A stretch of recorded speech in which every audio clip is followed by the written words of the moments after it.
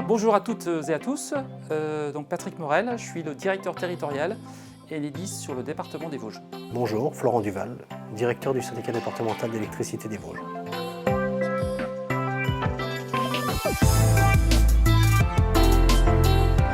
Pour bien comprendre le système électrique français, on peut déjà commencer par expliquer les différentes étapes qu'il compose, en partant de la production, ensuite le transport d'électricité, donc réseau entre 63 000 et 400 000 volts qui est géré par RTE, puis le réseau de distribution entre 400 volts et 20 000 volts qui est géré par Enedis, et enfin les consommateurs. À l'origine, le réseau de distribution d'électricité est propriété des communes.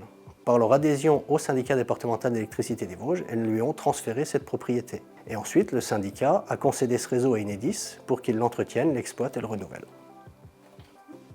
Enedis, en tant que concessionnaire de services publics de distribution d'électricité, a plusieurs missions essentielles sur notre territoire et partout en France. Donc assurer l'exploitation et l'entretien, le développement du réseau électrique basse tension et moyenne tension, réalimenter les clients en cas d'incident sur le réseau électrique, de maintenir la qualité de la fourniture d'électricité.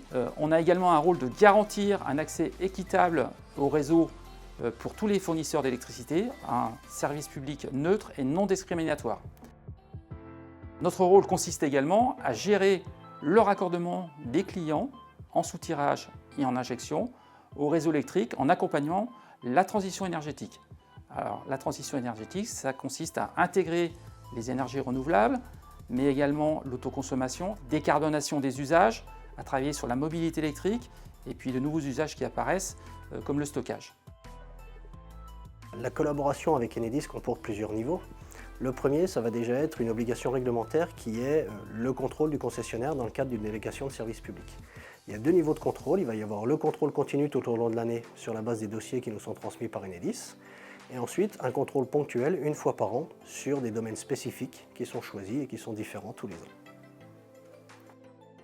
Donc ensuite, le deuxième niveau de collaboration concerne les chantiers qui sont définis dans le cadre du contrat de concession. En effet, le contrat de concession définit la répartition de la maîtrise d'ouvrage entre le concessionnaire Enedis d'une part et l'autorité concédante, le SDEV, d'autre part.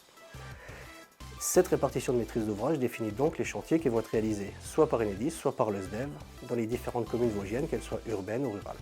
Et enfin, le troisième niveau de collaboration, qui est celui qui est le plus régulier au cours de l'année, concerne les interactions que le SDEV, en tant que maître d'ouvrage, peut avoir avec Enedis dans le cadre des chantiers qui sont réalisés. Que ce soit à partir de la réception du dossier jusqu'à la mise en service du réseau et l'intégration du réseau à la concession.